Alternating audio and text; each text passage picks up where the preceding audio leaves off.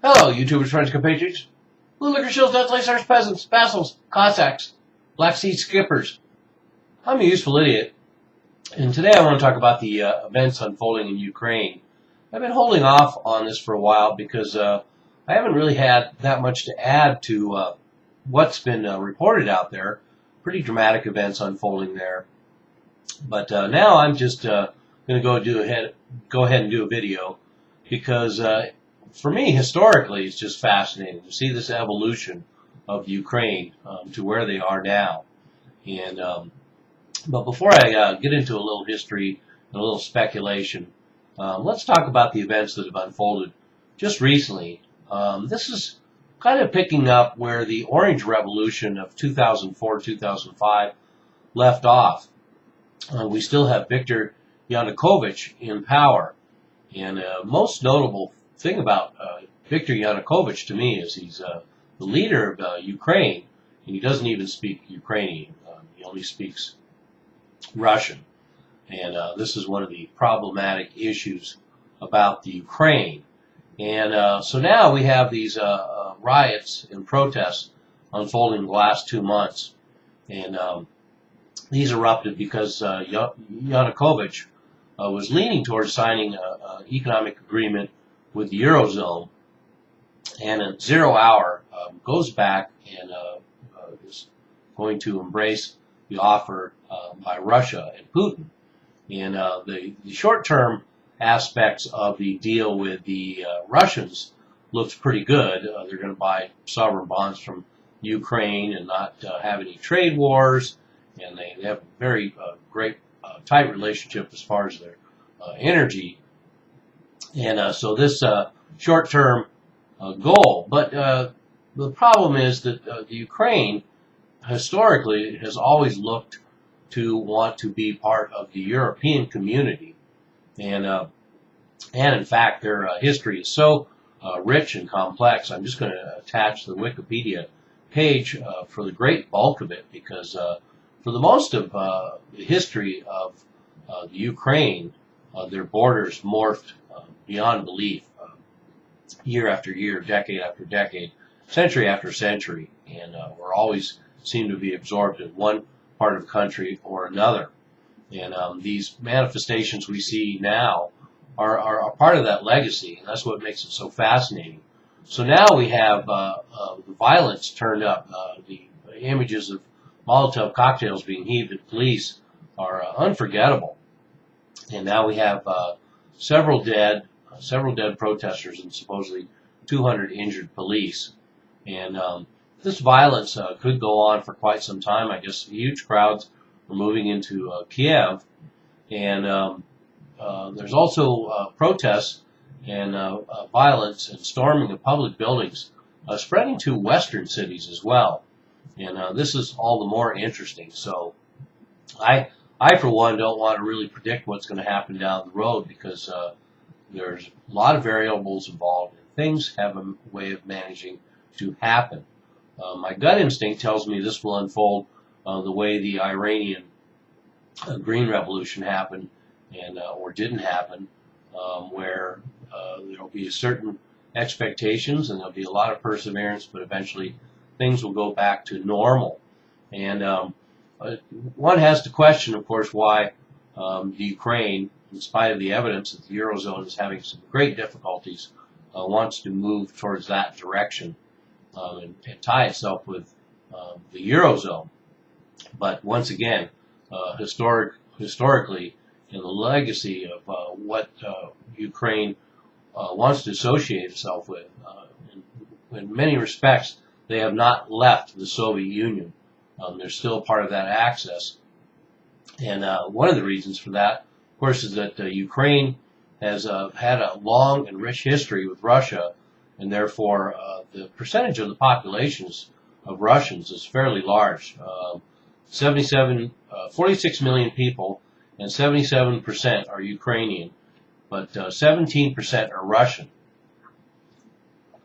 But as you would imagine, because of Ukraine being part of the Soviet Union for so long, a lot of the elites and a lot of the Russian or Ukrainian oligarchy are Russians.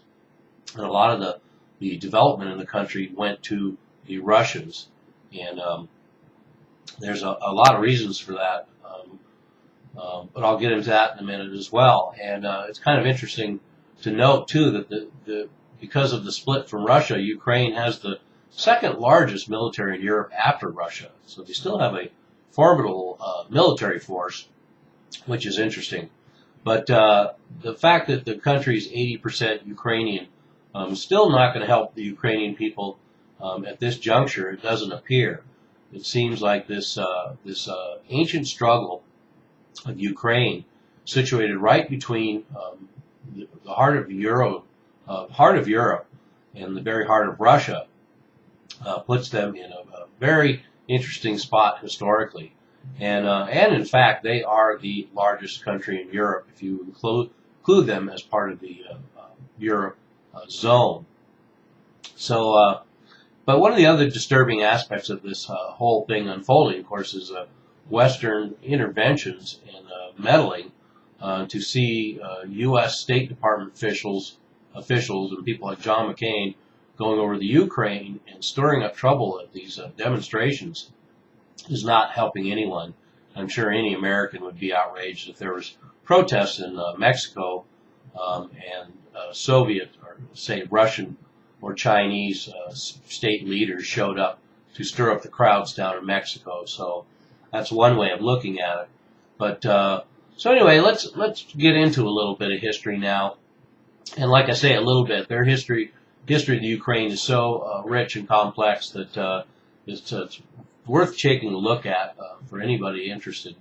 So, but the modern history is the fact that after World War I, Ukraine lost half of its territory and to Poland, and it was during the 1939 invasion, 20 years later, when the Soviet Union invaded half of Poland, and Nazi Germany invaded the other half of Poland. Then the Soviet Union reunited the traditional part of Ukraine back from Poland. So Ukraine was united for the first time and became a full Soviet republic, which it is now an independent country in those same borders. And as you would probably figure out, most of the people living to the east are Ukrainians, and a lot of the Russians are living in the south and the west of the country. And that's where we find a lot of the dividing lines about what's going on right now.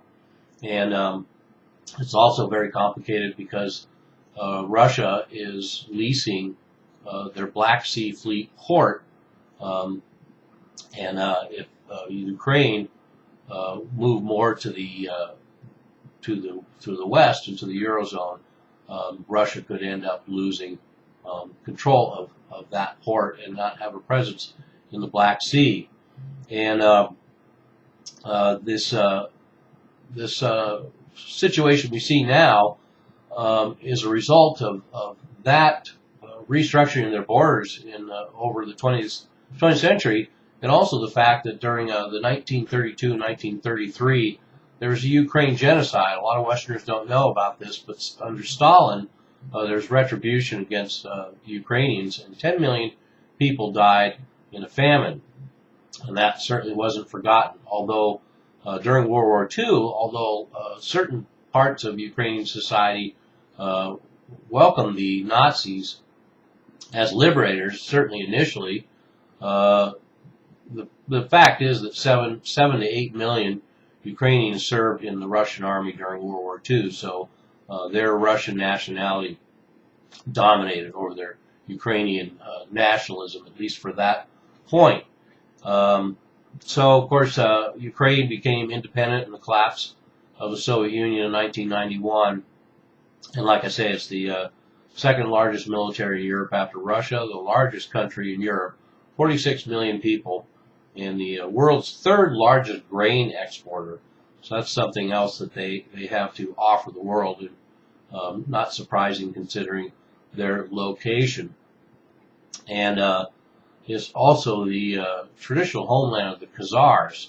which is where a lot of people who have Jewish heritage are actually from the Khazar region, which makes them more Ukrainians. But that's another story in itself. So, like I say, this is the situation in Ukraine now. It's tragic to see the violence. It's inspiring to see a potential revolution. I'd love to see the Ukrainian people get what they want, and I think that they're ultimately, historically, long to associate themselves with the West and with Europe, and know that their future holds some sort of European democracy. And they feel being tied to Russia and their Russian roots could lead them back into the sphere of influence of Russia, which is a undemocratic state. So that is the big picture.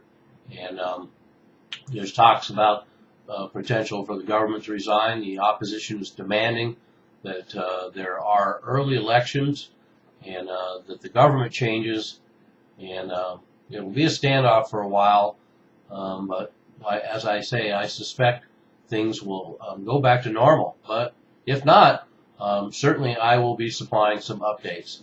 I'm a useful idiot. Don't you be one too.